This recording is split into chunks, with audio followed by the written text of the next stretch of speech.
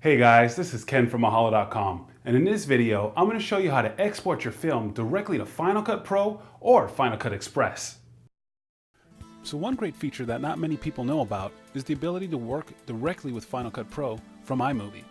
Now there's a couple of ways we can do this. There's one way that's instant, and there's one way that works out better because it saves a lot of your project. So let's go ahead and start off by showing you how to export your film that has the perfect settings to work with Final Cut Pro or Final Cut Express. Well, the first thing I want to do, if I have this project and I want to take its entirety with the music, the transitions, and the effects, well, what I'm going to do is go to Share, and then from there I'm going to go to Export using QuickTime. Now, as you can see here, I want to go ahead and make that a QuickTime movie. Then for my options, under settings, I want to make sure that's under Apple ProRes LT. That's probably one of the best settings that you can use to work with Final Cut Pro or Final Cut Express. Now the benefits of doing this is if I export directly as an XML, I'll lose a lot of this footage that I have.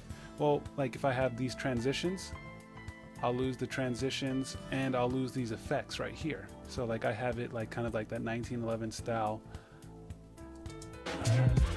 Well, I'll just play and I'll show you what I mean.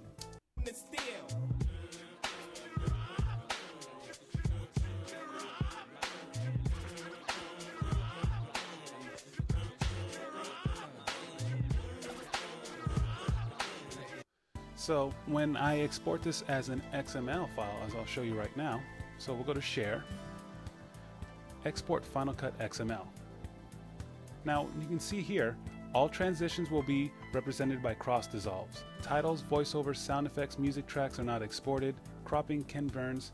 This is just a quick way to get your project from iMovie to Final Cut as fast as possible. So what I usually do when I work with iMovie and Final Cut, I don't add any transitions or titles or anything like that.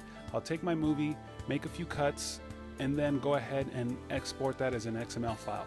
It works really good because it's instant. I don't have to export my movie, wait for it to export, and then load into Final Cut. So let's go ahead and do this. So we'll name this. This was Disney Drop. And by the way, actually this was a recreation of Spike Jonze's video, Drop by The Far Side, and that's a tutorial coming up really soon, so stay tuned. If you haven't subscribed, subscribe and you'll get notified when that tutorial comes out. It's really fun, and it's actually really easy to do in iMovie, and you can do it with your family and friends. Well, let's go ahead and hit Save, and we'll replace it, Disney Drop XML, okay. Then let's open up Final Cut Pro, and then we'll start a new project.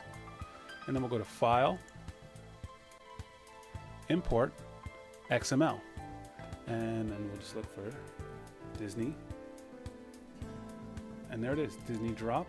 We'll choose, and we'll hit OK.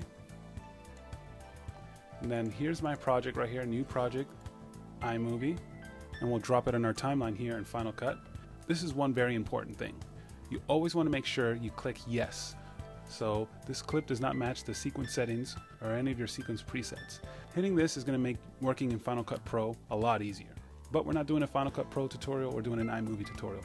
But Final Cut's on its way, so make sure you stay tuned and subscribe to Mahalo.com.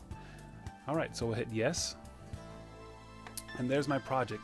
Now you can see the movie is not in that black and white anymore, and now it's in color. It didn't export those special effects I had. And I just hit play and there's no music.